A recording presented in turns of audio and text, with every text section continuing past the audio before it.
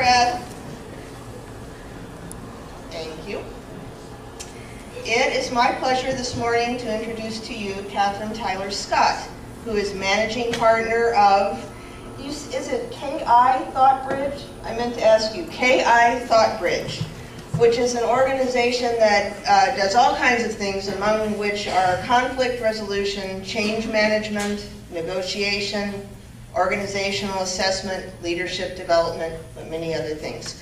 She is the former president and CEO of Trustee Leadership Development, and she is a graduate of the IU School of Social Work. This mic is just a little bit hot. Can we adjust it? Thank you. Katherine Tyler Scott.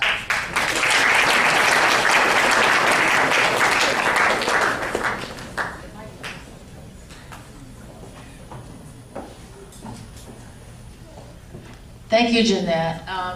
This microphone may be perfect for me because my voice tends, they say, to be a little on the soft side. So don't worry about it if it's a little loud. Good morning, everybody. Good morning. I had the distinct pleasure of visiting some of your classrooms this morning, and I told Jeanette, I said, I'm not so sure I could graduate from high school given the rigor that I saw in those classrooms. I was quite impressed with all of you, and particularly with your teachers. In fact, I was in a philosophy class, and I was quite impressed with what I saw there. Thank you for having me here. I wondered really why I was being asked to come and talk to you all today, given that this school is such an example of what excellence in education can be about, and the quality of the students is so high, and you already know about leadership. In fact, you practice it every day. So I thought, well, I'm coming to talk to people who already know what I'm going to say, and that's kind of reassuring, but it also could be boring. You might think, oh, I already know that. So what I'm hoping will happen in this conversation with you this morning is that you will learn something from me, from my own journey of leadership, but I'll also be able to learn from you, because I think there's a lot of wisdom in this room that you can teach me as well. So as I share my comments, and I do have prepared comments, which I tend to deviate from time to time, I want you to be thinking of some questions as I speak. And don't worry, I think you'll still be listening to me even though you're pondering these questions. I want you to think of the very first time that you experienced leadership. And I want you to think about what happened, what did you do, and what impact did it have on other people. And I'm going to return to those questions because I want you to think about what did you learn from that very first experience of leadership. I want us to have a conversation that raises more questions and helps us to share some of the lessons that you have learned as well as the lessons that I have learned. And my very first recollection of leading was in the 3rd grade when my teacher asked me to take responsibility for managing the classroom when she went to a meeting. I remember feeling the weight of her request, but I also felt a sense of real affirmation from her expression of confidence in me. I really wanted to live up to those expectations. I remember having to pay attention to my classmates in a very different way than I had ever done before. And I learned later that it was my very first experience of doing what Ron Heifetz describes in his book, Leadership Without Easy Answers. And that is moving from the dance floor to the balcony. And sometimes leaders have to remove themselves from a situation in order to be able to really see what's going on. So even at this very early age in my life, I was able to be aware of this shift in perspective, and I have come to learn that leaders do have a very wide span of awareness, and they have a much broader view and a wider perspective of what is going on. I have had over the years, and there have been many since the 3rd grade, of being invited into leadership and into positions with local, national, and international organizations. And as Jeanette told you, I was the director of Trustee Leadership Development, which was a national leadership education program. But before that, I actually directed the Lilly Endowment's Leadership Education Program, which was a statewide program specifically focusing on professionals who served youth, bright young growing adults like you. And we work with over 50,000 leaders and hundreds of organizations. And so there are many lessons that I have learned in my journey of leadership over the years that I want to talk about, but I'm going to pick just 10. And as I'm sharing my 10 lessons, I want you to think of those questions I ask you to answer in your own heads, and also some of the lessons that you've learned as well. And during the course of my presentation, I'm going to raise some other questions, and I'm going to give you an opportunity to talk to people just around you to answer some of those questions. Now, I know already from what I've observed that you are an extremely polite group and very respectful of each other. So unlike when I deal with adults, I don't think I'll have a real problem with getting you to come back to attention here. You get it. So the very first lesson that I want to share with you that I learned is that titles and positions are not the equivalent of leadership, and they are not necessary for leadership to happen. They're just not the same as leadership, but they are the visible signs of formal authority and power. You don't have to have a title or a position or official status to be a leader. You don't have to be the president of the student body or even hold an office in any way to be a leader. And those of you who know history can come up with examples of this. The one that I always use is Martin Luther King or Rosa Parks. Rosa Parks did not have a title or a position or status in society, but she has made a tremendous difference, not only in her generation, but in ours as well. The second lesson that I want to share with you is that the authority to lead requires the authority of others that you are leading. You are authorized by the people that are following you to be in your leadership position. So there's a mutual relationship between you and those who follow. And they are sanctioning your leadership. If they don't give you the authority to lead, then you will not be able to lead. So there's an interdependency between following and leading. And those of you who follow politics, how many of you are following what's going on even now in the political life?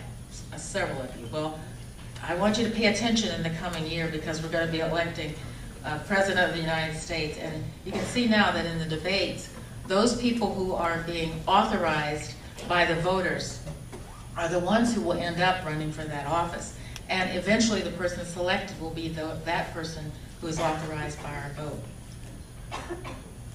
Another example is an organization that I've been working with in Minneapolis. And this is an organization that came into being out of a crisis in their community. There was a major storm last spring that virtually destroyed this community, and it was already having severe economic conditions and challenges. And the leader that came to the forefront was an ex-military man, he had achieved a major status. And he was able to mobilize groups that had never worked together. Many didn't like each other, didn't want to work together. They had a history of not being able to work together. But he was able to bring them together in a collaborative and really serve the needs of the community. However, as the crisis abated, his very top-down dictatorial style and ability to organize and galvanize people was no longer effective. The people that he was leading were no longer able to authorize his style of leadership. The third lesson I want to share with you is that character really does count. And in this setting, character is something that is talked about on a daily basis. What effective leaders exhibit above all other things is this thing we call character. And leadership is primarily, to me, a matter of character. It is the distinguishing characteristic that sets apart those who use their power and their position to benefit others, rather than using these same things for their own personal gain. Leaders have to manage the emotions of others, and this is the fourth thing that I have learned. There are times in which you are in between the old style of doing things and the new way of doing things. And this, I'm sure you're learning even as freshmen, sophomores, juniors, and seniors. And those of you who will be graduating from this institution will be going through a very significant transition.